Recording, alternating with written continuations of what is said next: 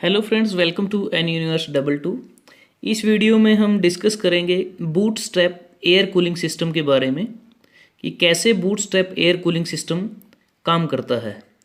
तो सबसे पहले हम बात करेंगे कि जो बूटस्ट्रैप एयर कूलिंग सिस्टम है, how it is different from simple air cooling system. क्योंकि हमें पता है कि जो सिंपल एयर कूलिंग सिस्टम है, simple air cooling system, simple air cooling system में मेनली जो यूज़ करते हैं कूलिंग पर्पज़ के लिए, ओनली वन हीट एक्सचेंजर का यूज़ करते हैं। वन हीट एक्सचेंजर का यूज़ करते हैं। दूसरी बात इसमें है कि जो सिंपल एयर कूलिंग सिस्टम है वहाँ पे cooling fan that is driven by cooling turbine।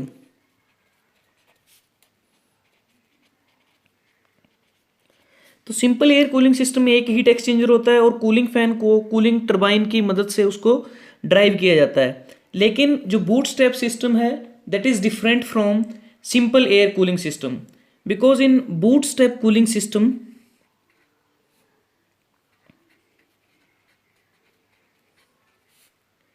Bootstrap air cooling system, इस सिस्टम में टू हीट एक्सचेंजर का यूज करते हैं। दो हीट एक्सचेंजर होते हैं जो बेसिकली कूलिंग पर्पस के लिए यूज किए जाते हैं। एक की बजाय दो होते हैं, क्योंकि सिंपल एयर कूलिंग सिस्टम में एक हीट एक्सचेंजर होता है और बूटस्ट्रैप में दो हीट एक्सचेंजर होते हैं। और बूटस्ट्रैप सिस्टम में जो कूलिंग टरबाइन है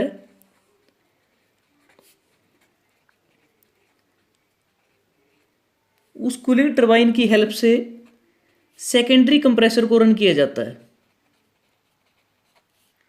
secondary compressor that is driven by cooling turbine. इसमें दो कंप्रेसर होते हैं, एक मेन कंप्रेसर होता है, दूसरा सेकेंडरी कंप्रेसर होता है। और अब इस कूलिंग से बूटस्ट्रैप सिस्टम को हम समझने की कोशिश करेंगे एक डायग्राम की हेल्प से कि इसके अंदर क्या क्या कंपोनेंट्स होते हैं और कैसे ये कंपोनेंट्स काम करते हैं। तो वो डायग्राम की हेल्प से हम समझने की कोशिश करेंगे। ये डायग्राम हमारे पास बूटस्ट्रैप एयर कूलिंग सिस्टम का डायग्राम है। यहाँ हम देख सकते हैं कि इसके अंदर क्या क्या कंपोनेंट्स होते हैं। ये पूरी अरेंजमेंट होती है जेट की। और यहाँ पे मेन कंप्रेसर है, ये गैस टरबाइन है जो मेन कंप्रेसर के साथ कपल्ड है, ये कंबस्शन चैम्बर है, ये फर्स्ट हीट एक्सचेंजर है और ये सेकंड हीट एक्सचेंजर है। तो दो हीट एक्सचेंजर इसके अंदर हैं। और ये सेकेंडरी कंप्रेसर है और सेकेंडरी कंप्रेसर को रन किया जाता है कूलिंग टरबाइन की हेल्प से। तो अब मैं बात करूंगा कि कैसे इसमें वर्किंग होती है। तो सबसे पहले बात करेंगे कि यहाँ पे जो एटमॉस्फेयर के अंदर एम्बियंट एयर होती है, जो एटमॉस्फेयर में होती है एम्बियंट एयर, ये एयर एंटर करती है प्लेन के अंदर, तो वो एयर कन्वर्ट हो जाती है रैमिंग एयर में। और जो रैमिंग एयर का टेम्परेचर होता है वो एम्बियंट एयर के टेम्परेचर से थोड़ा ज़्यादा होता है।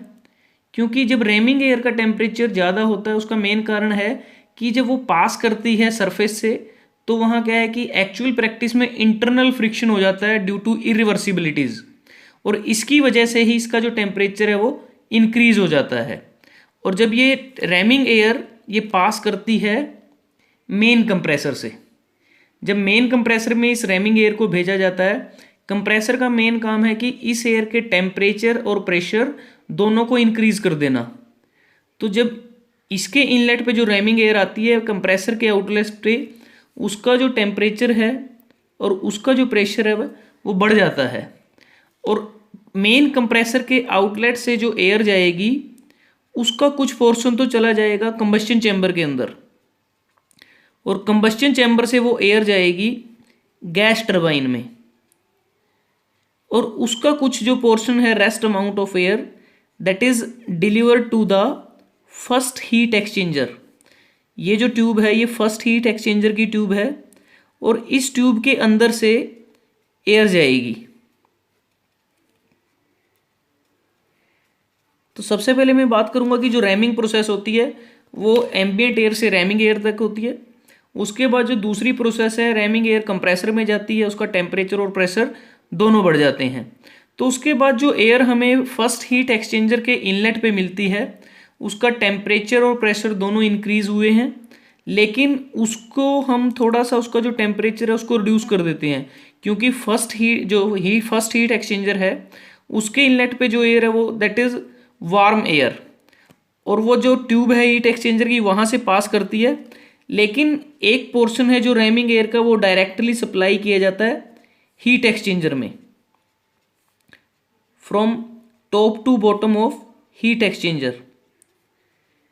तो जब ये इस एयर का एग्जिट होता है तो जो रैमिंग एयर है उसका टेम्परेचर जो एयर ट्यूब के अंदर है उसके टेम्परेचर से कम होता है। इसी टेम्परेचर डिफरेंस की वजह से इसकी जो हीट है वो रैमिंग एयर में ट्रांसफ़र हो जाती है, और फर्स्ट हीट एक्सचेंजर के आउटलेट तक जाते जाते इसका जो टेम्परेचर है वो कम हो जाता है, और जो टेम्परेचर जो रैमिंग एयर का टेम्परेचर बढ़ा है वो डिस्चार्ज हो जाती है एटमॉस्फेयर में।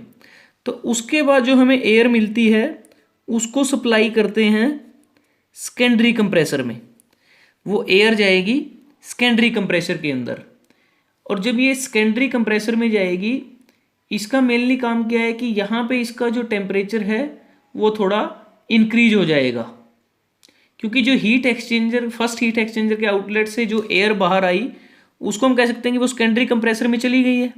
इसके इनलेट पे जो इसके इनलेट पे एयर है वो आउटलेट एयर है फर्स्ट हीट एक्सचेंजर की।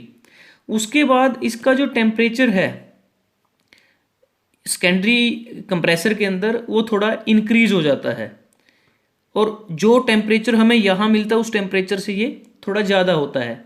तो उसके बाद जो सेकेंडरी कंप्रेसर है, क्योंकि ये कूल्ड एयर है, क्योंकि यहाँ टेम्परेचर ज़्यादा था रैमिंग एयर ने इससे हीट ले ली है, ये कूल्ड एयर है, इस कूल्ड एयर को सेकेंडरी कंप्रेसर में भेज दिया, और सेकेंडरी कंप्रेसर से ये एयर अब जाएगी सेकंड हीट एक्सचेंजर में, इस ट्यूब के थ्रू सेकंड हीट एक्सचेंजर में ये एयर पास करेगी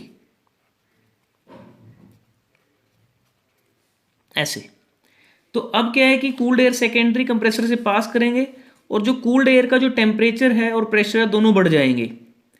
अब इसमें क्या है कि जब एयर यहाँ से पास करेगी ट्यूब से तो हीट एक्सचेंजर की जो ट्यूब्स के सराउंडिंग है, बाहर की जो सराउंडिंग है, वहाँ से रैमिंग एयर का पोर्शन आएगा और वो डिस्चार्ज हो जाएगा by absorbing the heat from the tubes, और ट्यूब के अंदर जो एयर है उसके टेम्परेचर को कम कर देंगे, उसको चिल्ड एयर में कन्वर्ट कर देंगे, और ये जो एयर है rhyming air by absorbing the heat from the air which is that is inserted in the tube, तो ट्यूब की जो एयर है उसके टेम्परेचर को इसने कम कर दिया है, और उसके बाद ये जो एयर है ये सप्लाई होगी कूलिंग टरबाइन में।